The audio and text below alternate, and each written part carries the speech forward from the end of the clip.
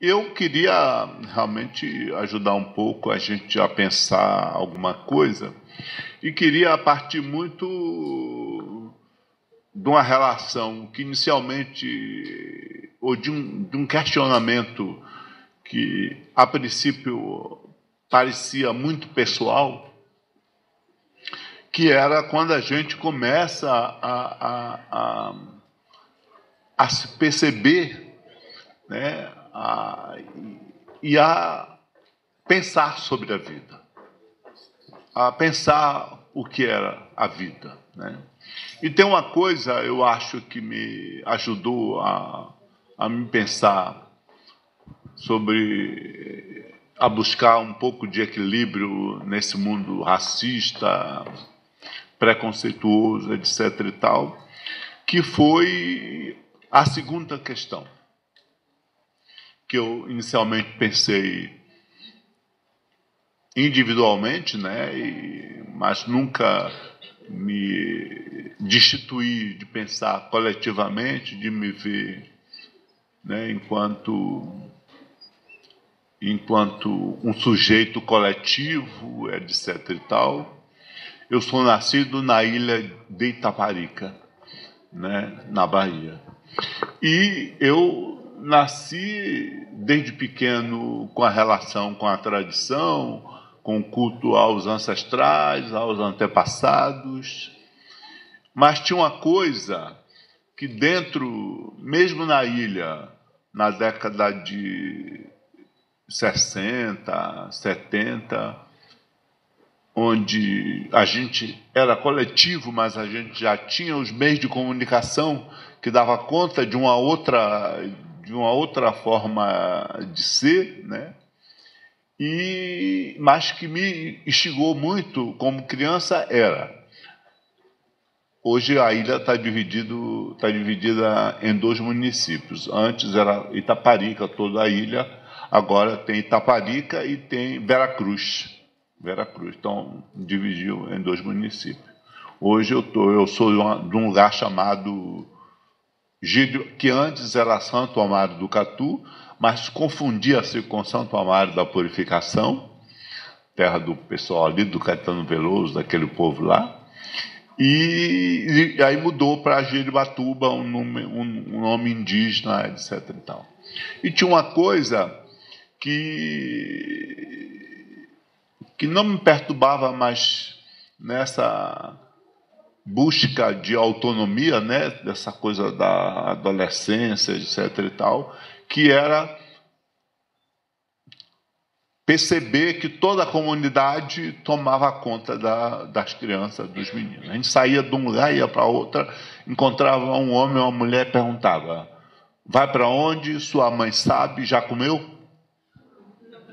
Todo mundo perguntava isso. E eu dizia: gente, mas aqui a gente só... Todo mundo vigia a gente? Que negócio é esse? A outra coisa que me chamou muita atenção era o pai e a mãe na escola, né? Ela dizia, né, tinha o controle do pai e da mãe, mas também tinha o controle dos ancestrais.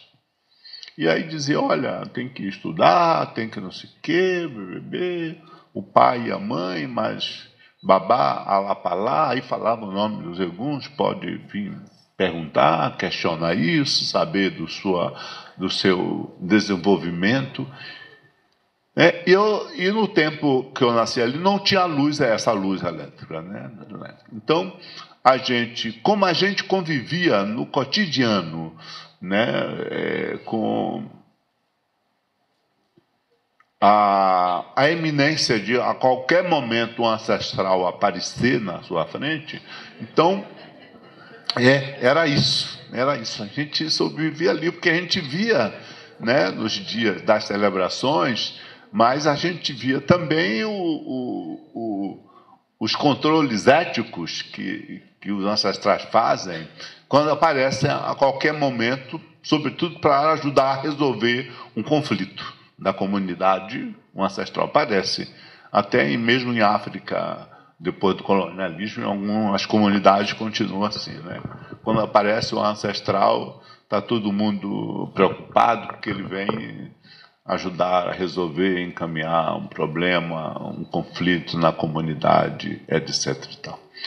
Então, isso só depois eu fui tentar compreender isso. E, sobretudo, quando eu comecei a perguntar o que fui ou o que éramos ou o que fomos em África pré-colonial, essa é uma pergunta que eu me faço.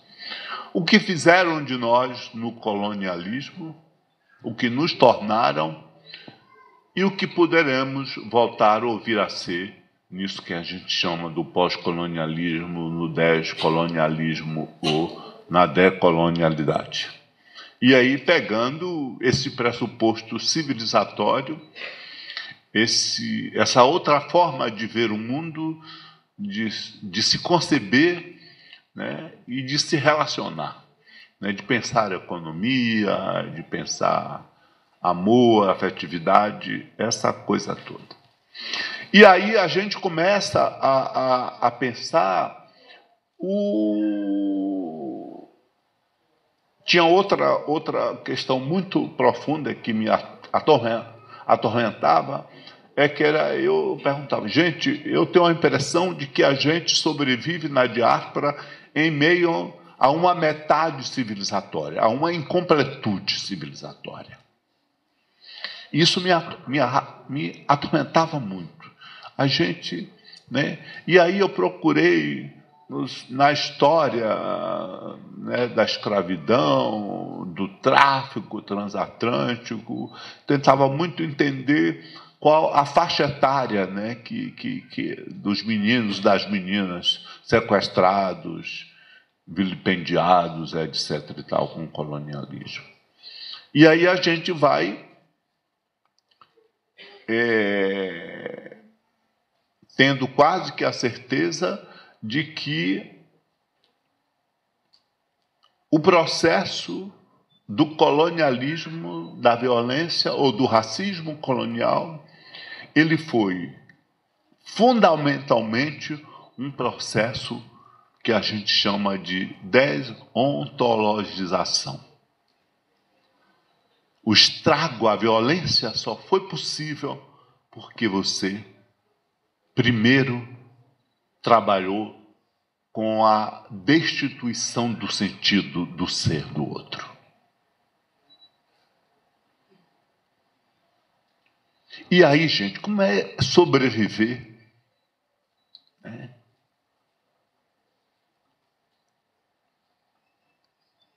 Em meio a uma subjetividade e subjetivação fruto de uma violência. Porque aonde a sociedade branca ocidental, capitalista, se guarda, se orienta e institui todas as suas violências, que se escreve nesse tempo que a gente chama de colonialidade, né? Tem alguns autores que estão dizendo que tem um colonialismo como num contínuo, como num processo, né? Que o que muda é apenas o método das suas violências. Então isso me conturbava muito, muito, muito. Então eu procurava nos historiadores. Eu acho que o João José Reis é um historiador que mais traduz e traz à tona o que eu chamo de consubstancialidade humana ancestral, o que a pesquisa dele é muito em cima disso, né? Documental é muito... Ele nunca traz dados apenas disso que conforma, orienta a história, mas ele traz o que eu chamo de substancialidade civilizatória. Para mim, e não é porque é baiano, não, é porque eu acho que ele tem uma outra perspectiva de um compromisso, de um pertencimento, que não é fé, né? Que não é fé, é pertencimento civilizatório, é diferente. E, recentemente, tem um livro, eu não sei se alguém sabe desse livro, chamado, até para os meninos, se não tiverem comprar, os meninos africanos, que são aqueles desses países inicialmente violentados por Portugal, Espanha, etc. e tal, que é um livro chamado Racismo em Português, o lado esquecido do colonialismo. Alguém conhece esse livro? Aqui. É um livro que foi produzido no ano passado, a autora esteve aqui no Brasil, na Flip,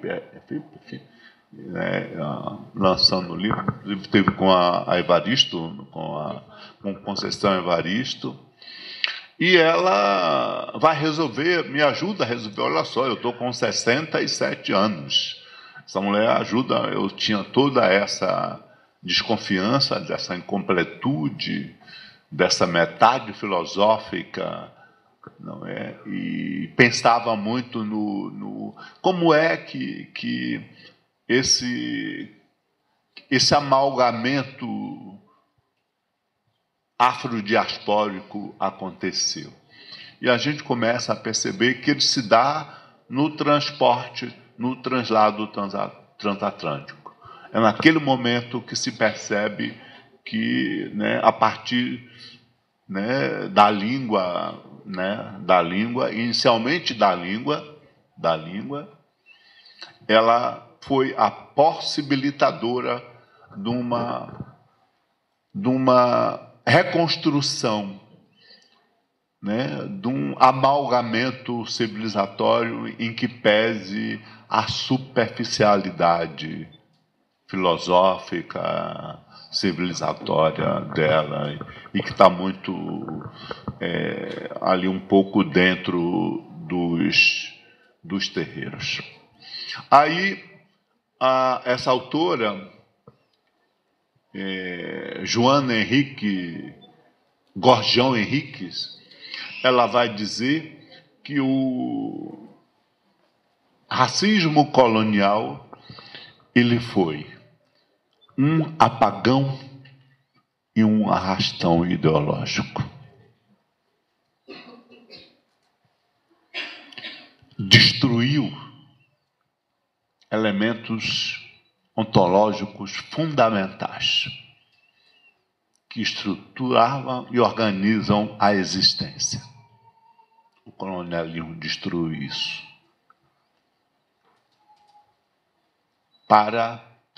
numa ação de desexistencialização. E o que ela chama de arrastão ideológico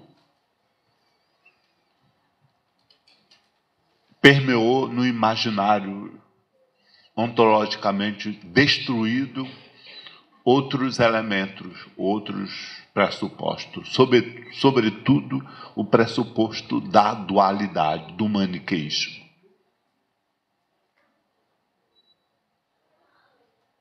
E esse elemento é o elemento que sustenta a intolerância religiosa, o racismo religioso, essa coisa que a gente combate, mas a gente não faz o combate mais visceral, a gente não atinge o cerne que sustenta e alimenta o racismo colonial. Ontem eu falava numa reunião, dizia, gente, quando a gente vai ver as falas de todas as pessoas, sobretudo do que a gente chama das mulheres, dos homens que estão aí à frente dos terreiros e dos documentários que eu vi, né, sendo feito, que a gente vai ouvindo, a gente observa que as falas muito ontologicamente superficiais. Elas não são, elas não denotam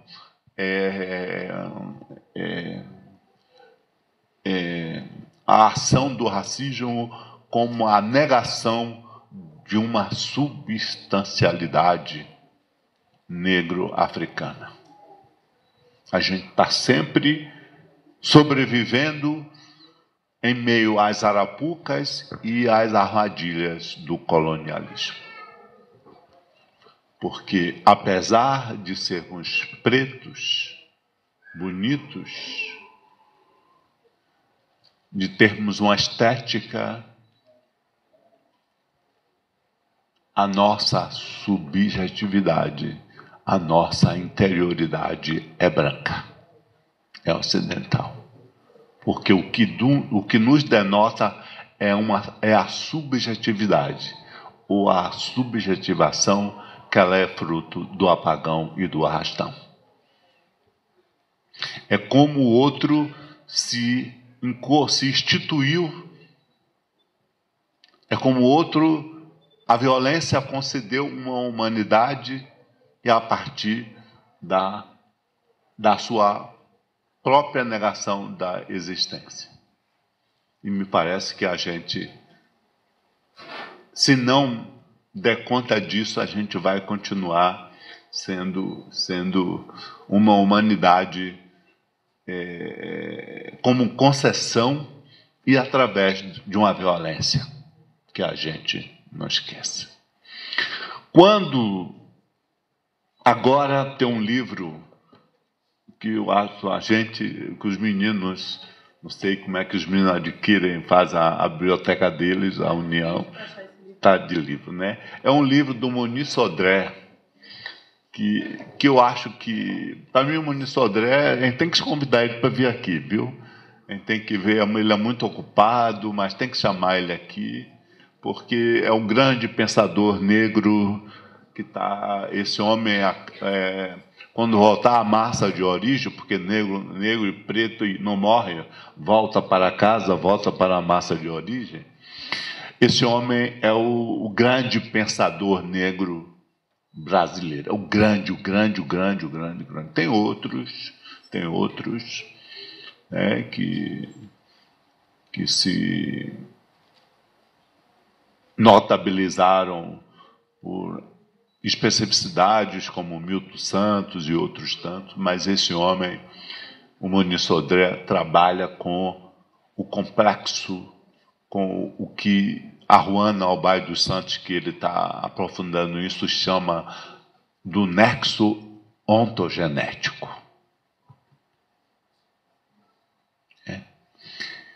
E o Muniz Sodré, nesse livro chamado Pensar na Agor, não sei quem está, os meninos que estão aí com a livraria ali, se tem esse livro aí, por favor. E a gente falou na UF a semana passada, né?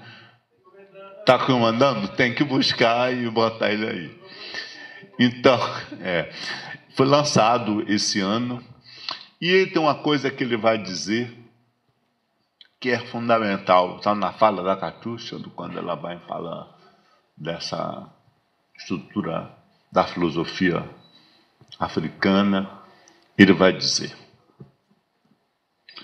Ele fala o semiocídio ontológico perpetrado pelos evangelizadores foi o pressuposto do genocídio físico. E vocês podem ampliar.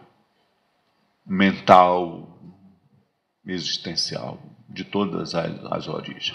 Vou ler de novo. O semiocídio ontológico perpetrado pelos evangelizadores, foi o pressuposto do genocídio físico. A gente sabe o que é semiologia, né? Semiologia, que a Europa traduziu e parece que foi uma das coisas que ela não pôde fazer uma tradução no sentido de subalternizar os povos invadidos, é a ciência dos sentidos, dos valores, dos elementos que organizam, do semiologia, né? A gente fala muito que tem o racismo semiológico, tem o racismo semântico e o racismo semiológico. Eles estão aí no cotidiano e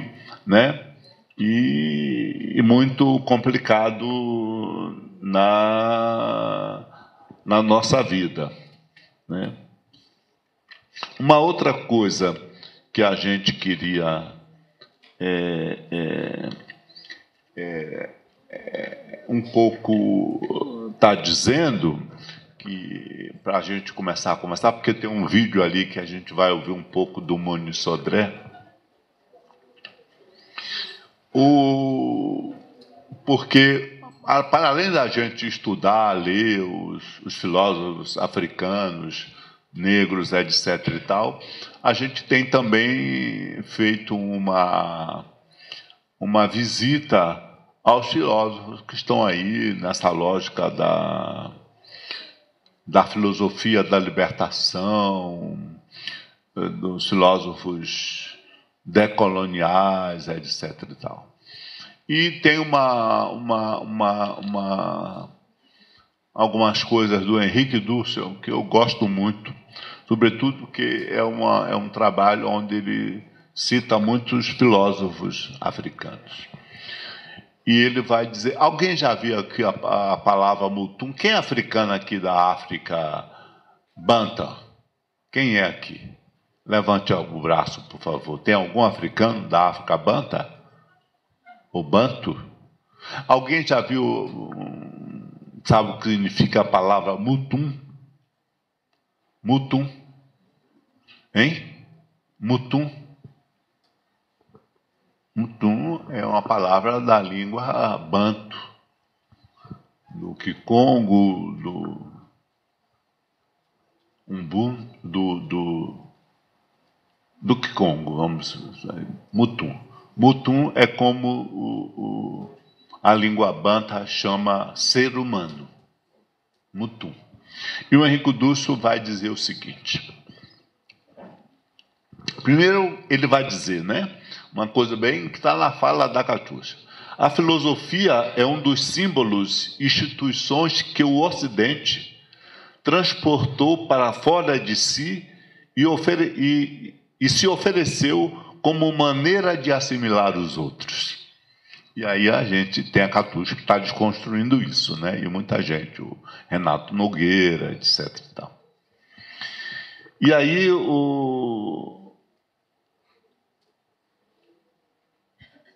ele vai dizer: tudo começa quando Mutum, o ser humano, experimenta o naufrágio de sua palavra afogada na insignificância, na possibilidade do não significativo. Isso acontece quando se fala e já não se faz compreender, como um animal que grunhe ou um bárbaro que balbucia. É assim que o Ocidente continua nos vendo. E ele vai dizer mais. O Mutum vive tomando consciência do que se tornou, do que a violência da história fez dele. Vive comprovando a inutilidade da apologética. Apologética, quando a gente fala, alguém diz, isso parece uma palavra cristã católica. O que é apologética?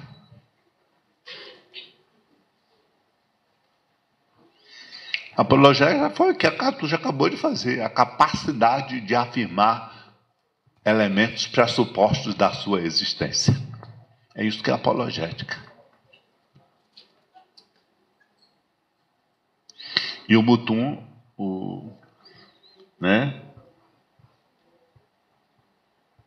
vive comprovando a inutilidade da apologética e, através dela, da universalidade abstrata. Está na fala também da Catuxa.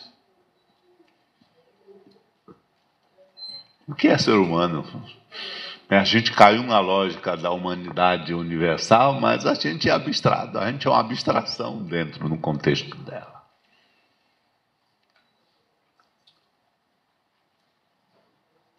Porque os pressupostos da existencialidade é negada.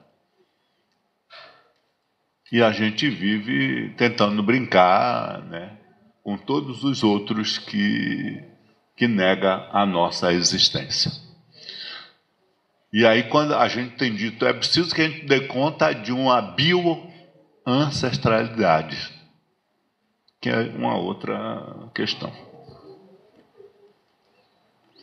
Não chega a convencer a ninguém pela discussão, nem mesmo se faz escutar seriamente.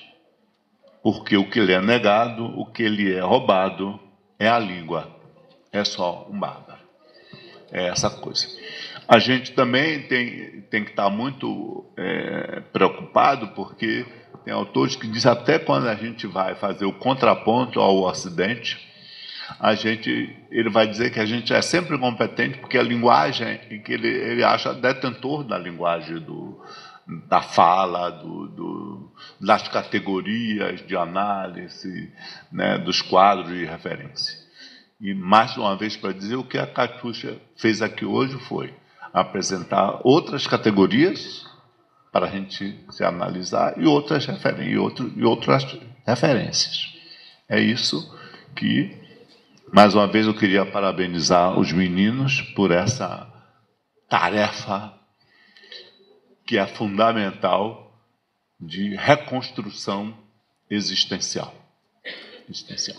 Aí agora eu vou pedir para passar o vídeo, a gente escutar um pouco o que o Muniz Sodré vai ali dizer sobre um livro que ele escreveu, não sei se alguém conhece, O Terreiro e a Cidade, e agora, né, esse livro, O Pensar na Goa, ali, ele vai um pouco falar ali, e a gente vai mostrar a fala do Muniz Sodré para fazer algumas considerações e dizer algumas coisas.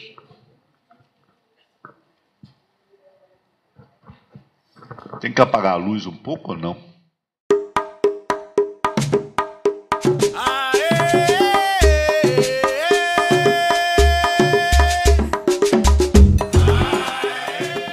Eu sou um brasileiro, digamos, plural, típico, porque pai negro, a mãe era negra, possivelmente filho de escravos, meu pai um mulato escuro negro, pai de mãe índio, do Recôncavo da Bahia, região de Itapema, Santa Amaro ali, eram os tupinambás, os abatirais, e também ciganos. Né? Itapema, Cupe, Salbara, né? Ali minha mãe nasceu. Então, eu, menino aqui na Bahia, sempre, família sempre pobre, mas meu pai apostava muito em educação, em cultura. Então eu comecei a me interessar por línguas, eu fui tradutor, eu falo várias línguas, falava melhor várias línguas, mas falo várias línguas. Tradutor, essas línguas, estudar na França. E eu sempre fui leitor, eu gostei. História em quadrinhos, sabe? Eu gostava muito de história em quadrinhos, romance policial, que eu sou louco até hoje. Aliás, estou assinando um contrato para o meu segundo livro policial, no Rio, Bagulho, que eu tenho um primeiro. E que eu faço ficção também, né? Tenho 6 livros de ficção publicados. E eu sempre fui um menino, assim, um pouco isolado, né? Assim, gostar de ler, magro, assim, muito fraco, mas sempre gostei de luta. Eu sempre tive um pé no povo. Eu frequentava muito candomblé de Olga do Alaqueto, ia aos candomblés minhas, que eu trabalhei no turismo também, com Vasconcelos Maia ali no Belvedere da Sé. O Axé Alfonjá, até o Axé Alfonjá em 77, quando o Manstella entrou, eu fui chamado pelo jogo para ser Obá. E eu fui feito Obá Xangô, que eu sou até hoje, tenho muito orgulho, esse é um título que me dá muito orgulho. E eu sou Aí comecei também a me interessar, já me interessava por a questão do negro, essa questão me interessa. Então, meus interesses são mass media, cultura nacional e cultura negra. E faço ficção também. Então, você vai, de repente você tem 73 anos, como eu tenho uns quase 40 livros publicados nesses assuntos, né? Ficção, cultura negra e mídia.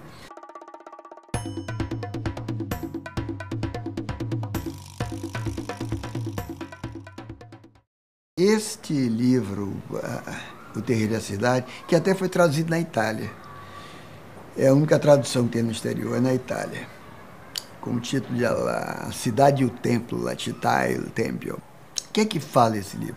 Esse livro tem um diferencial com relação à questão dos negros no Brasil, que é a categoria espaço. Porque, vejam só, o Ocidente, o progresso, a Europa, vive em cima do tempo. A modernidade é a modernidade do tempo, o tempo mais rápido, o tempo acelerado, que é o tempo do progresso. É o tempo da locomotiva, depois o tempo do carro, o tempo do avião.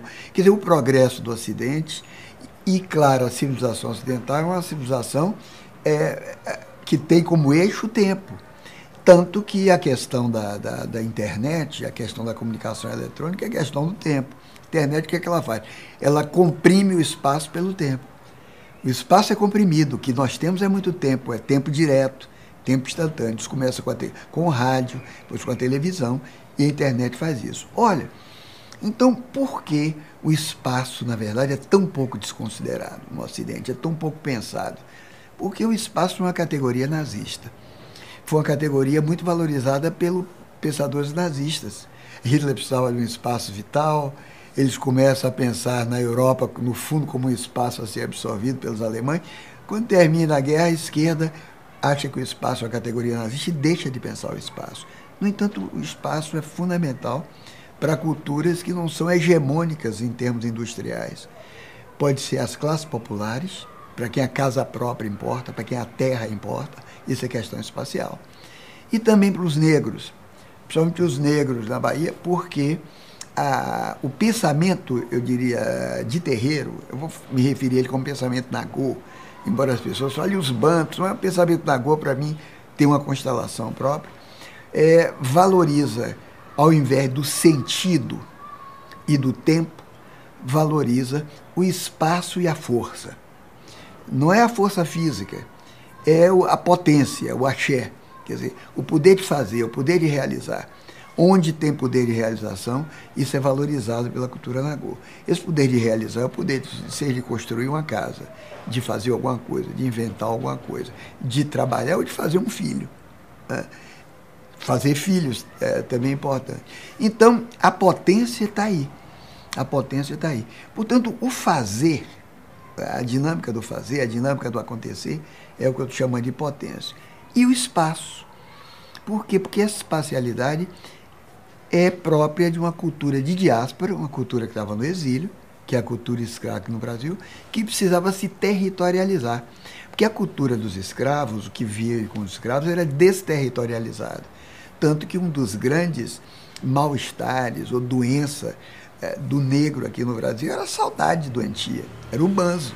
Os negros morriam de banzo, morriam de saudade da terra de onde foram arrancados. E como é que eles, em geral, morriam? Eles comiam terra, né? Comiam terra até morrer.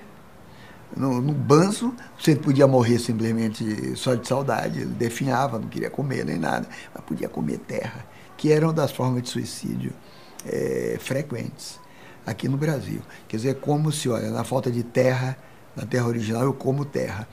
Mas vejam só, mas o espaço fica como uma categoria fundamental porque para as lideranças negras, para as lideranças, porque os escravos que vieram aqui na Bahia, os últimos grandes levas de escravos eram de quê? Eram de sacerdotes, eram de guerreiros, eram filhos de reis e rainhas, não eram analfabetos, né?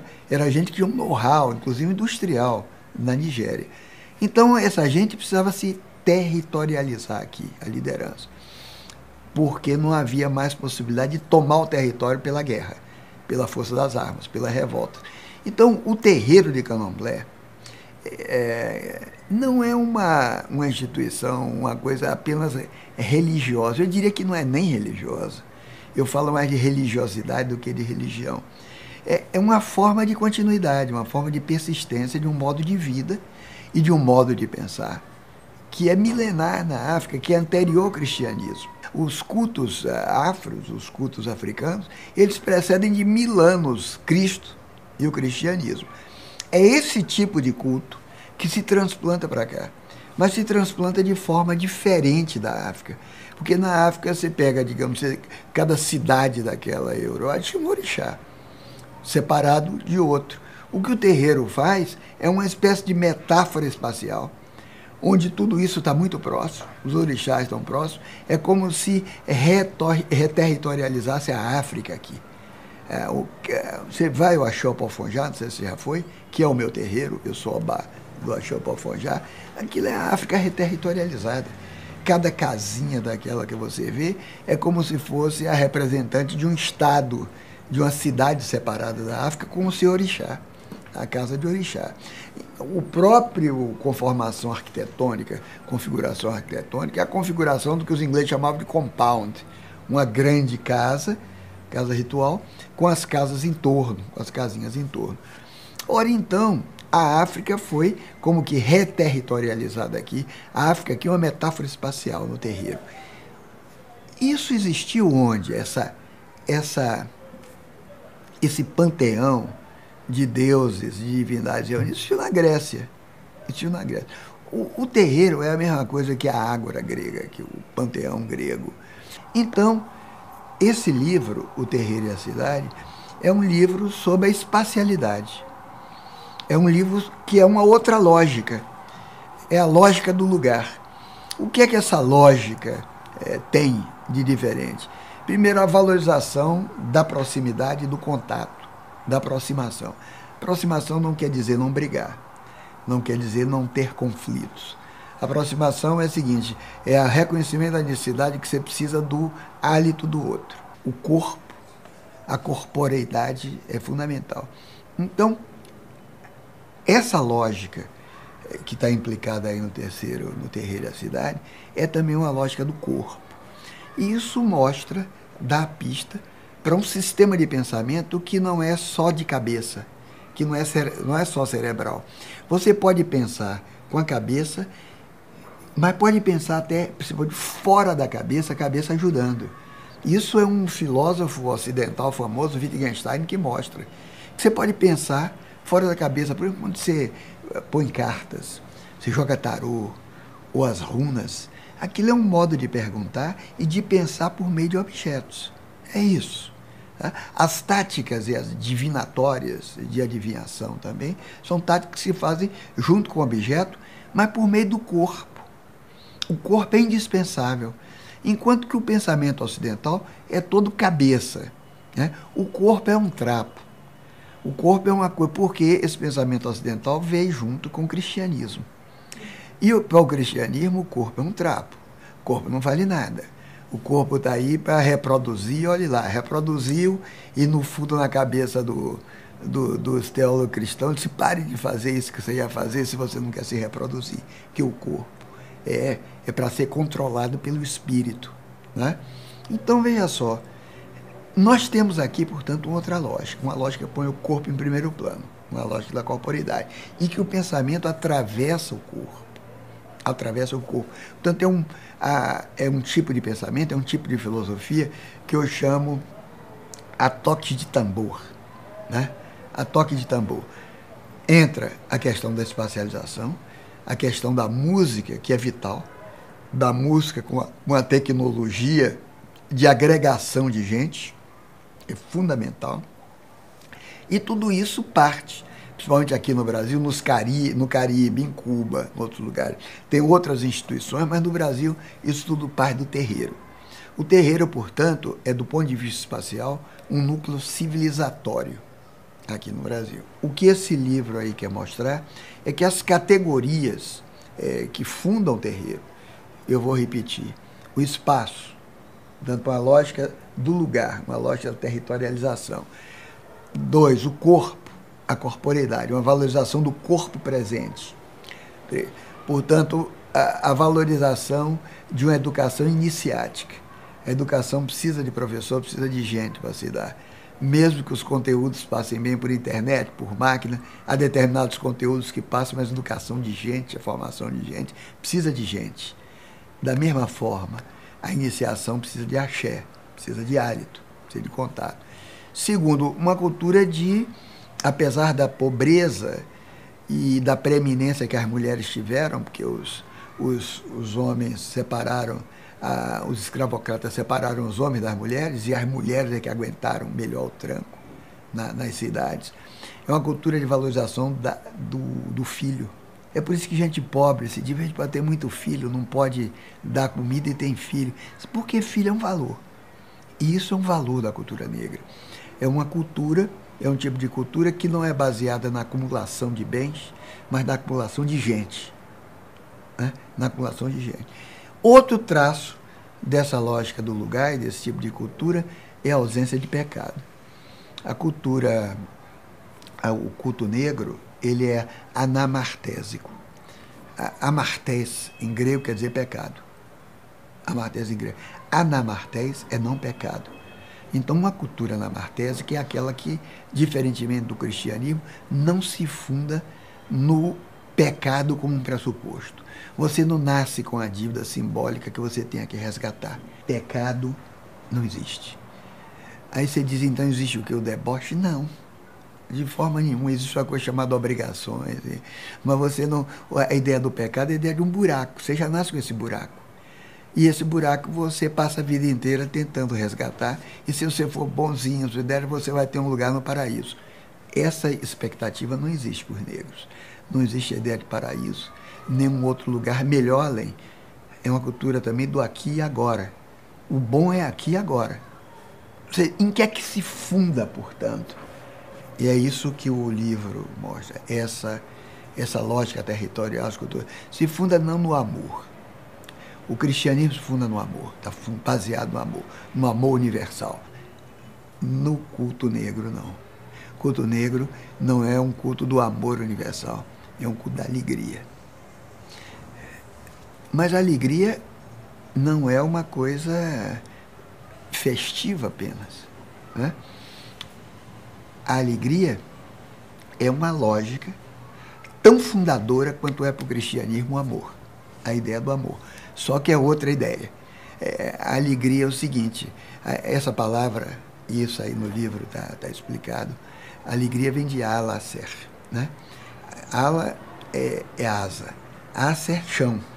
Você, de algum modo, você está alegre quando você perde o chão, as asas lhe levam, e você se encontra como se você estivesse flutuando nas nuvens, e as nuvens em latim se diz hilaritas, daí vem hilaridade, vem o riso. A alegria é uma categoria metafísica para mostrar o seguinte, que é a afinação perfeita com o mundo. Como quando você afina um instrumento, um violão. Você afina as cordas em perfeita sintonia uma com as outras, né? Então, você diz que as cordas estão afinadas, por quê? Porque elas estão em perfeita harmonia uma com as outras. Quando você está em perfeita harmonia com o mundo, isso dura pouco. Isso dura pouco. Isso não é... Você não pode fazer uma indústria disso. Nessa perfeita harmonia, você está alegre. Você voou com essas asas e aí você aprova o real, o mundo, tal e qual ele existe. Então, veja só, nesse livro, portanto, o centro desse livro é examinar o que é essa lógica do lugar, o que é espacialidade, diferentemente do predomínio, da hegemonia do tempo, da temporalidade. O que é corpo, o que é potência, o que é alegria, o que é dança, né? É disso que fala esse livro.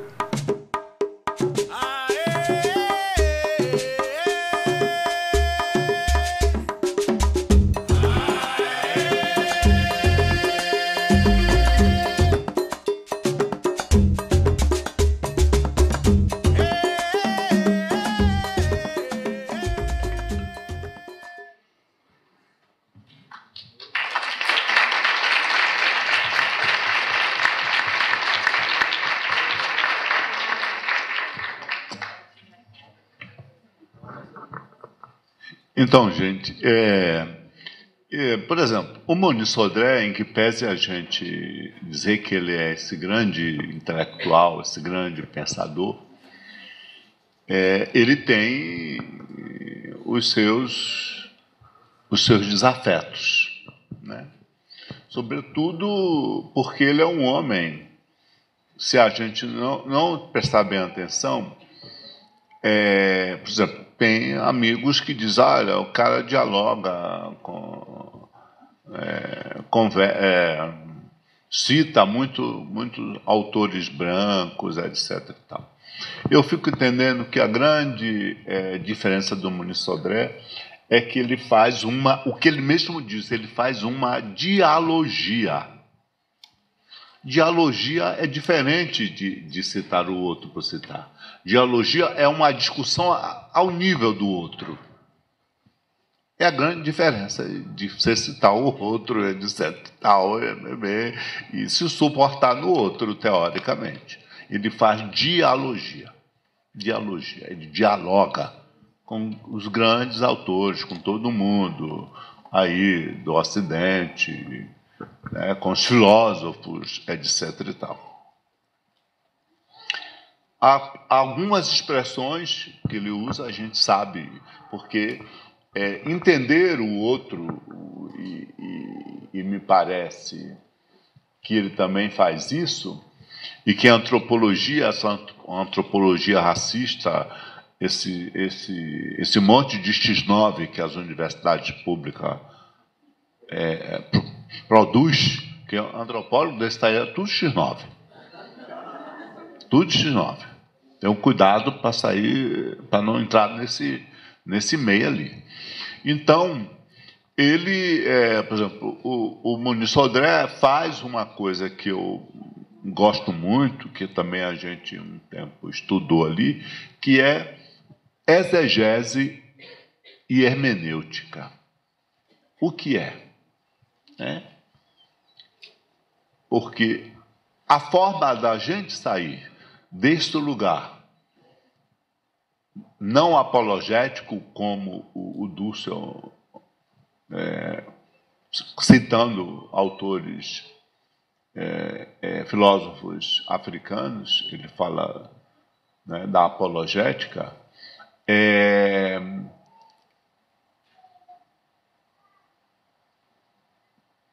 ela pressupõe a falta de exegese e de hermenêutica de todas essas traduções que o Ocidente fez de nós. Como é que é a mesma coisa você dizer, já li o livro, leu o livro, e aí? Né? Esse ato maquinal de ler livro, etc. e tal. Me parece que ler é você tentar prescrutar o que não está escrito, que não está escrito do ponto de vista dessa linguagem que está aí. E para eu estou falando um pouco isso para um pouco não é a defesa do Muniz Sodré, mas dizer que ele tem uma linguagem que vai nessa perspectiva da dialogia, da ideologia, e que ele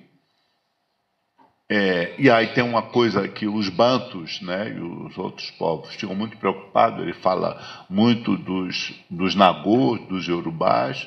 E yorubás tem algo muito mais presente civilizatoriamente, porque foram o grupo os grupos de negros, os últimos trazidos para o Brasil, sequestrados. E que, por incrível que pareça, teve um outro processo do colonialismo, que foi uma ação inglesa muito forte dos calvinistas. Então tem outra história aí. Quando um calvino antropólogo vem para o Brasil, ele fala de um pensamento sutil. Ele diz, não, o que eu estou vendo filosofia, não estou vendo coisas bárbaras. Alguém sabe de quem a gente pode estar aqui falando? De um antropólogo, hein? De um antropólogo que chegou aqui no Brasil, fez um bocado de coisa importante. Era um francês. Quem? Não, esse não. Não, pelo amor de Deus, nesse aí nem fala em nome dele. Tem outro que fazia o que o Muniz Sodré e alguns autores fazem. Ele fazia uma etnologia reflexiva. A pessoa, vocês não aprovam, vamos fazer uma prova para o mestrado, doutorado, uma questão dessa? Né? Era um antropólogo que fazia etnologia reflexiva. Oh, Roger Bastide, quem foi que disse? Ah, o Carlos que disse. Carlos. Roger Bastide. Hein? Tá.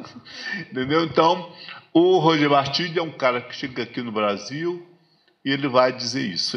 Quando o cara que fundou o USP, né, essa coisa toda, vai dizer, olha, ali não tem coisa bárbara, ali tem um pensamento, tem uma filosofia que precisa ser decifrada, né? E a antropologia brasileira, essa antropologia colonialista, neocolonial ou da colonialidade, ela está aí fazendo os seus estragos, as suas aberrações, né? Então, e aí, o que é que eu queria um pouco enfatizar? Que como é que você resgata para além, porque há de grande diferença da filosofia africana, que ela é uma filosofia da praxis. Ela não só é uma filosofia, como diz o Ramose, a filosofia africana, ela é uma ontologia, ela é uma ética e ela é uma epistemologia. Elas são essas três coisas imbricadamente, inseparavelmente.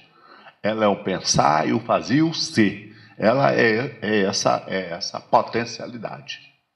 Não é apenas isso que o Ocidente, né, cabeças privilegiadas, etc. E tal. É algo que permeia a vida, a existência, que sustenta a existência. Você pensa, você tem forma de relacionar com os outros, com o mundo, com o cosmos, e você pensa, reflete, produz, etc. Essa é a grande diferença da filosofia africana para a filosofia branca ocidental. E aí, quando a gente vai pensar essa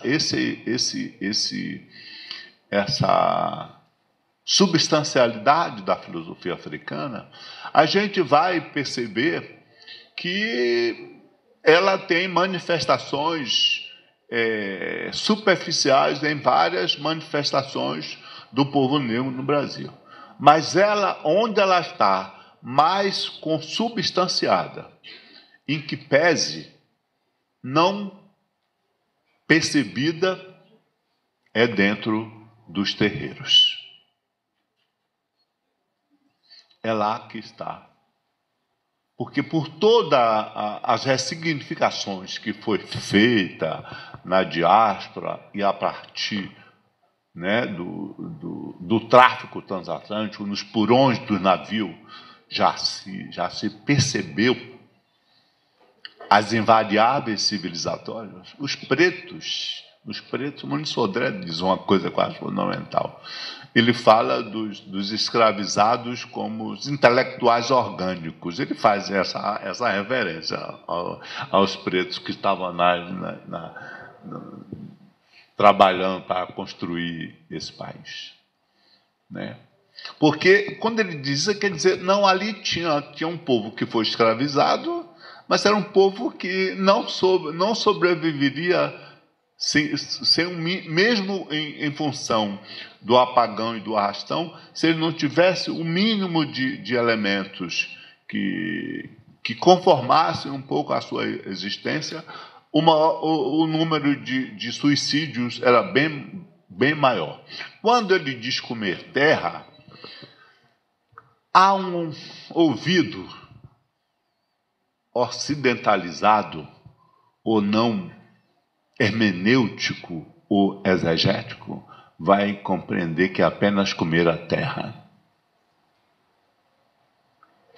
Se pode entender que a morte se dava através de comer a terra como sinônimo da sua própria existência? Dá para compreender isso ou não?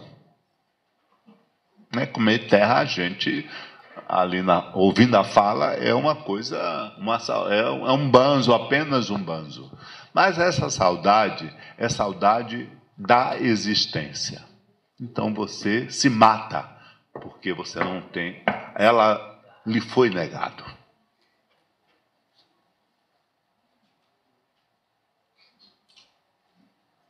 Então comer terra tem esse sentido na fala do Muniz Sodré. É uma interpretação, né, com base na hermenêutica e na exegese e na hermenêutica. Como é que você vai? Porque você vê ali, comeu terra, morreu comendo terra, não sei o quê. Entendeu? Porque a existência do ponto de vista africano, ela é essa coisa percebida ontológica, ética e do ponto de vista epistemológico, como Ramose diz, né? Então, a filosofia Ubuntu vai dizer: você só pode dizer desse lugar civilizatório se você tiver uma engrenagem com o complexo da existência. Quando ele fala da alegria, né? Da alegria e da acumulação dos filhos, que é outra coisa que é bom você compreender, porque para o africano ter filhos tem um sinônimo civilizatório, não é apenas trepado, não sei o que, ter filho, fazer muitos filhos, tem uma função civilizatória. O aqui e agora é a continuidade da existência, não é a não compreensão da ancestralidade, do outro espaço que interage com a existência. Ouvir Muniz Sodré pressupõe ter esses anteparos para poder não jogar ele em qualquer lugar, né? Então, da alegria. O que é alegria diferente da visão judaico-cristã?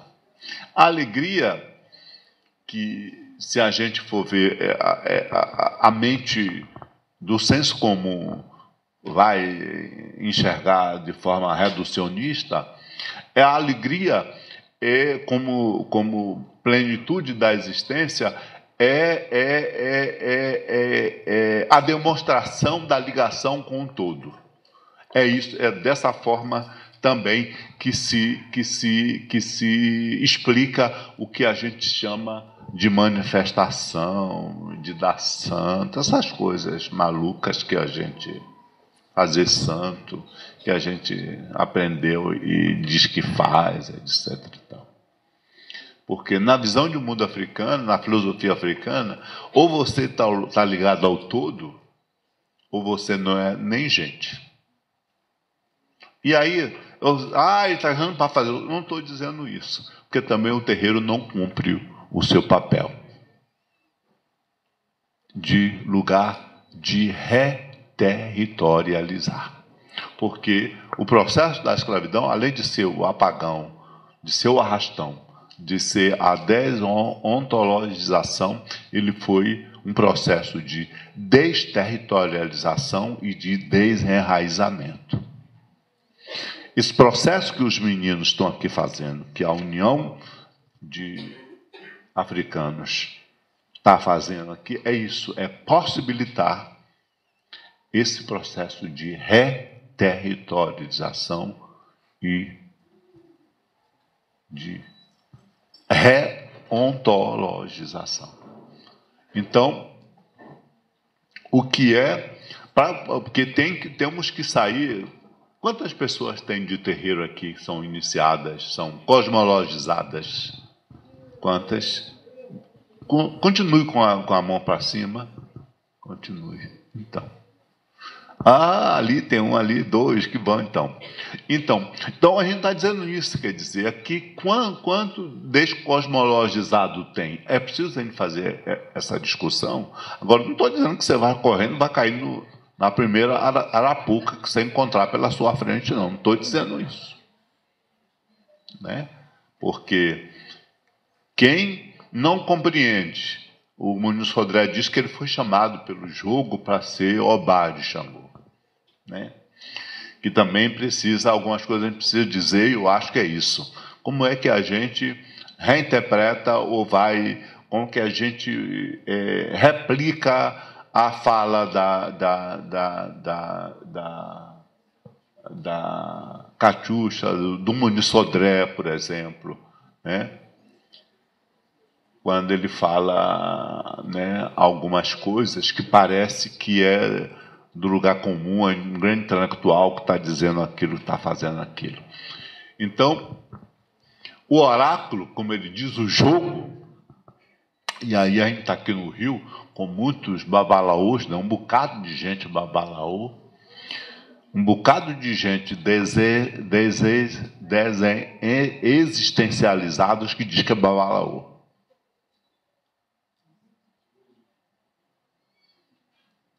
E isso é a maior violência. Porque o que não compreende esse mecanismo como organizador civilizatório existencial, porque ele ou ela traduz é vítima, até não vamos botar a culpa pessoal como racionalidade, como uma concessão racional de ser, mas foi vítima, como elas são totalmente desorganizadas existencialmente e se pega a esses títulos que elas todas, estou dizendo que elas todas, vocês podem estar pensando em quem vocês quiserem, que eu também estou pensando nelas, que vocês conhecem. Elas não sabem o que é ser deste lugar. Nenhuma delas sabe. Porque o papel do que chama babalaô, que na fala de Muniz Sodré parece que é um pouco desmerecedor, o jogo me chamou, etc. e tal.